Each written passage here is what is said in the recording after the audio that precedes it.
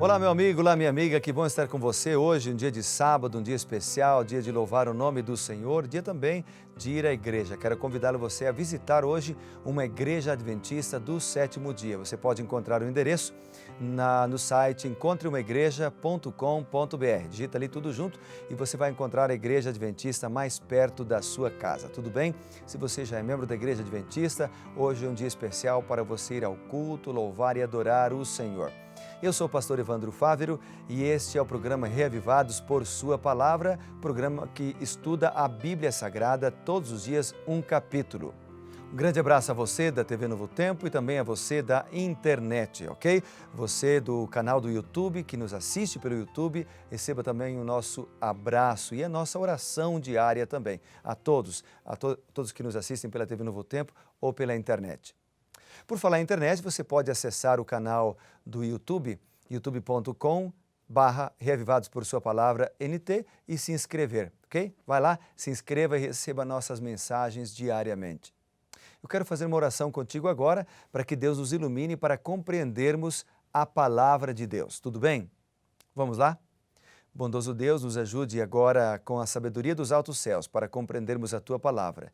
Ilumina os nossos caminhos a cada dia e dá-nos a Tua sabedoria. Em nome de Jesus. Amém.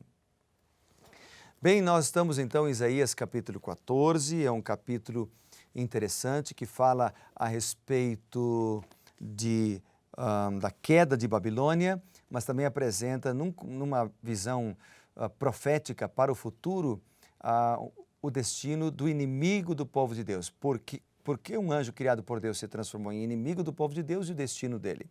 E eu destaquei alguns versos do capítulo 14 que falaram comigo de maneira muito especial nesse dia.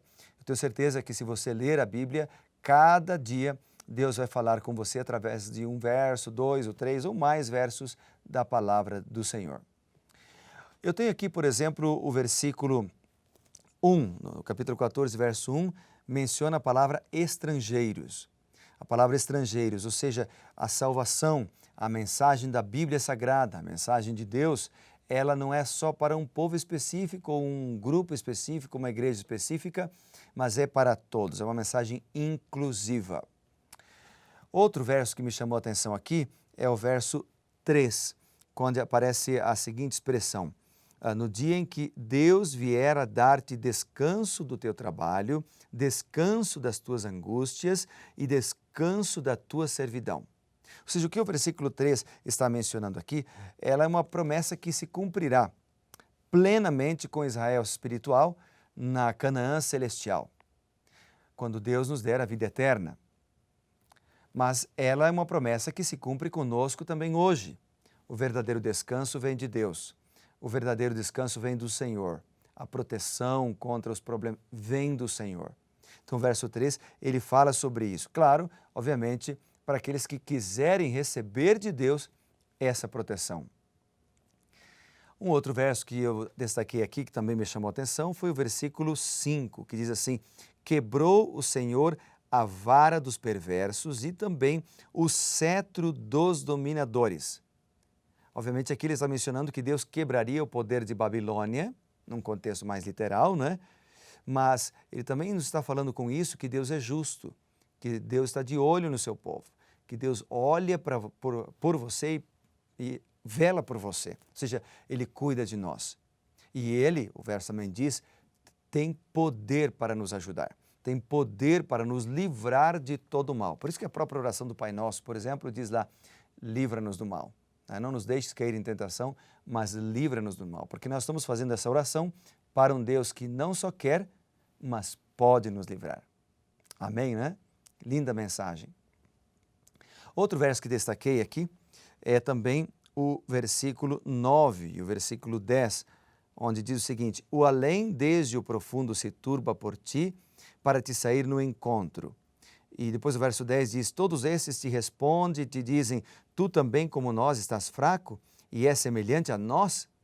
Então o que o texto está apresentando aqui, né, na verdade, o verso 9 e o versículo 10, é o seguinte, é de que Deus, Ele nos liberta das forças do mal, assim como podia libertar o povo das forças de Babilônia. O que mais? O versículo 10 está fazendo uma pergunta para o anjo que depois transformou-se no anjo do mal, Lúcifer. Ou seja, ele é o autor do mal, ele é o autor de toda a desilusão, de todo o problema, mas ele também é o autor da morte. Aquele que criou a morte um dia seria morto, como diz Apocalipse 20, por exemplo. Ele beberia do seu próprio veneno.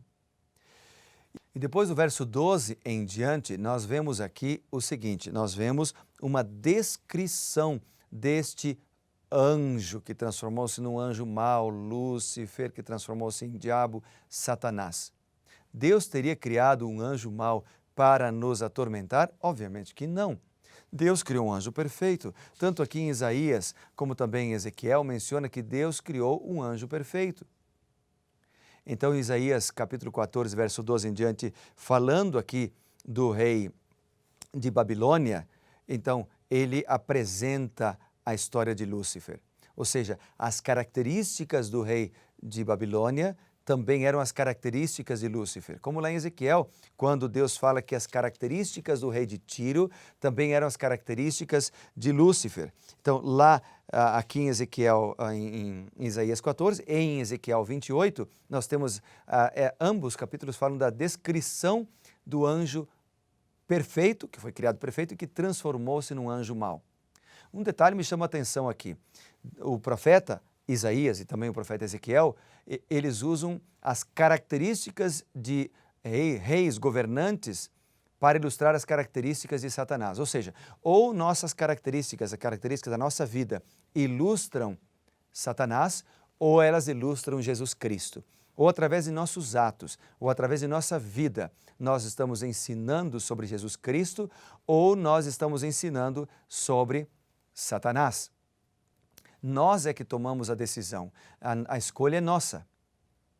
Bem, mas ao falar sobre este anjo, a Bíblia diz, como caíste do céu, ó estrela da manhã, filho da alva, como foste lançado por terra, tu que debilitavas as nações, tu dizias no teu coração, eu subirei no céu.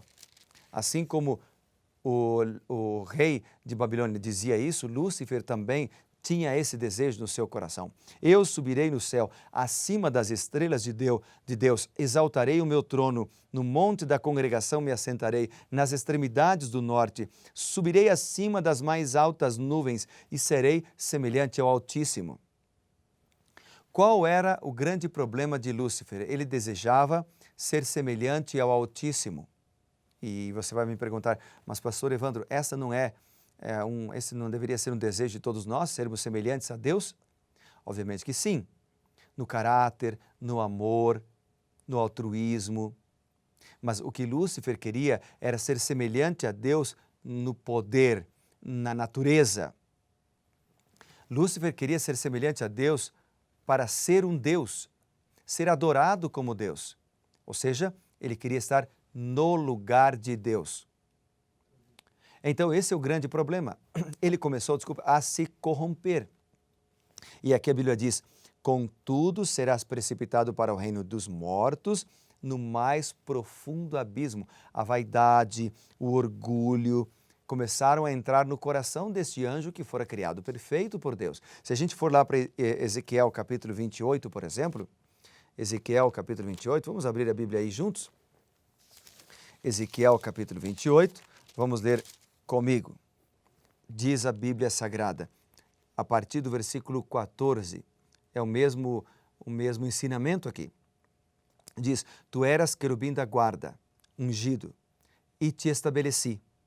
Permanecias no monte santo de Deus, no brilho das pedras andavas. E aí o verso 15. Perfeito eras nos teus caminhos, desde o dia em que foste criado, até que se achou iniquidade em ti. Ou seja, Lúcifer, ou Satanás, que hoje conhecemos por Satanás, ou o diabo, como diz lá o livro do Apocalipse, o dragão, a antiga serpente, ele um dia foi criado como Lúcifer, como anjo de luz, como anjo perfeito. E Ezequiel apresenta isso, e Isaías apresentam isso, para dizer o seguinte, todo mal, toda tragédia, toda desilusão não vem das mãos de Deus. Deus não é o autor da destruição. Deus não é o autor das grandes tragédias. Deus não é o autor dos males que têm se acometido sobre a tua vida. Satanás é o autor. Seus anjos são autores. Mas o que ele está dizendo também aqui é o seguinte, quando ele diz, contudo serás precipitado para o reino dos mortos, é que Lúcifer, ou agora Satanás, não será vencedor para sempre. Amém? O que o texto está dizendo é que Jesus é mais poderoso. Ele é maior. Aliás, Lúcifer já foi derrotado, Satanás já foi derrotado na cruz do Calvário. Jesus morreu em nosso lugar pagando o preço da redenção. E ele, que derrotou a Satanás, pode derrotá-lo ainda hoje, porque se Satanás é um leão que anda ao derredor para derrotar ou devorar os filhos de Deus, Cristo é o leão da tribo de Judá. Amém? Então não precisamos temer. Essa é a grande lição do capítulo 14 de Isaías. Satanás foi derrotado. Satanás não precisa vencer na tua vida. As tentações não precisam vencer você, porque você tem Jesus. Clame pelo sangue de Jesus Cristo quando a tentação vier. Dobre os seus joelhos e coloque sua vida nas mãos de Deus a cada dia e Deus lhe dará a vitória. Amém e amém. E é por isso que eu quero orar por você agora. Sabe por quê? Porque em Deus, com Deus e por Deus nós podemos ser vitoriosos. Satanás é autor de toda tragédia, mas Cristo é o autor de todas as bênçãos. Louvado seja o nome do Senhor por isso. Então eu quero colocar você na presença de Deus agora. Você quer ser vitorioso? Vamos orar juntos então por isso? Amém, né? Bondoso Deus e Pai, a despeito de toda a influência, de todo o poder ou experiência que possa ter o inimigo de Deus, Satanás, mas ele é um ser derrotado. Ele se corrompeu porque teve orgulho e vaidade em seu coração. Hoje tenta colocar dentro de nós as tentações para nos afastar de Ti, Senhor. Mas pelo poder do nosso Senhor Jesus Cristo, pelo sangue de Jesus que o venceu na cruz, nós podemos ser vitoriosos. Obrigado por isso, Pai. Aceita-nos então, em Teu nome oramos. Amém. Grande abraço, amigo. Seja um vitorioso pelo nome de Jesus. E lembre-se, seja reavivado pela palavra de Deus.